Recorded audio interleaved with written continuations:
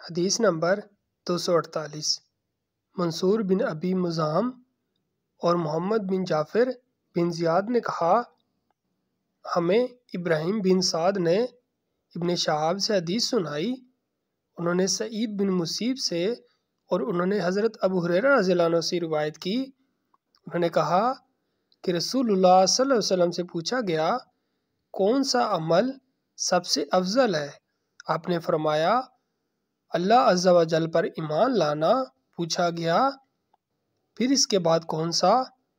آپ نے فرمایا، اللہ کے راستے میں جہاد کرنا۔ پوچھا گیا، پھر کون سا؟ فرمایا، حج مبرور، ایسا حج جو سراسر نیکی اور تقوی پر مبنی اور مکمل ہو۔ محمد بن جعفر کی روایت میں اللہ اور اس کے رسول پر ایمان کے الفاظ ہیں۔